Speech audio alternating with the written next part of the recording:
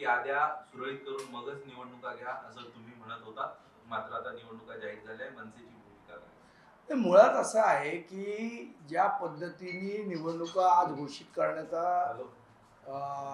काय म्हणू आपण त्याला डाव निवडणूक आयोगाने साधला, मला असं वाटतं अत्यंत चुकीचं आहे. आम्ही वारंवार एवढे पुरावे निवडणूक आयोगाला दिले, त्यांना वारंवार दाखवलं की कशा पद्धतीने बोगस मतदार याच्यामध्ये इन्क्लूड आहेत, दुबार मतदार याच्यामध्ये इन्क्लूड आहेत, तरी सुद्धा कोणाच्या दबावाखाली निवडणूक आयोग काम करताय हा महत्त्वाचा प्रश्न निर्माण होतो इथे. बरं तुम्ही सांगताय दुबार मतदारांसाठी काय डबल स्टार करणार का ट्रिपल स्टार करणार, त्यांनी तुम्ही त्यांचं मतदान कसं रोखणार हा महत्त्वाचा प्रश्न आहे ना. त्यापेक्षा जे दुबार तुम्ही जर आयडेंटिफाय केलेत तर त्यांचं नाव तुम्ही कट करायला पाहिजे. ते कट न करता तुम्ही जर दुबार मतदारांना तुम्ही वोटिंग करायला देणार आहात तर कुठल्या लोकशाहीमध्ये बसतं.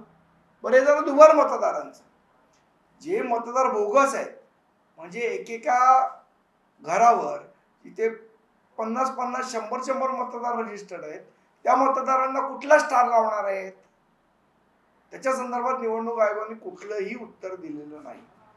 त्यामुळे ही जी निवडणूक आहे ही लोकशाहीला अनुसरून नाही. आम्ही याचा तीव्र शब्दात निषेध करतो. ज्या पद्धतीने या निवडणुका लादल्या जात आहेत, या फसव्या निवडणुका होण्याची शक्यता जास्ती वाटते. या सगळं बघितल्यानंतर एकंदर पाहायला गेलं तुम्ही असं आताच म्हटलं की कुठल्याही गोष्टीला जिथे विरोधकांनी विरोध केला, ज्या ज्या मतदारांमध्ये गोळ दाखवला, आज कुठल्याही गोष्टीला ऍड्रेस निवडणूक आयोगाने केली नाही. कोणाला कुठे हाच एक खंत वाटते का तुम्हाला की जिकडे त्यांनी प्रेस कॉन्फरन्स घेतली तिकडे या प्रश्नाला त्यांनी उत्तर सुद्धा दिलं नाही, दिलंच नाही ना.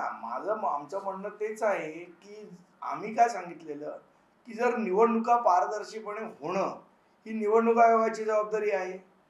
जर निवडणुका पारदर्शीपणे होत नसेल तर ती पण जबाबदारी निवडणूक आयोगाचीच आहे ना.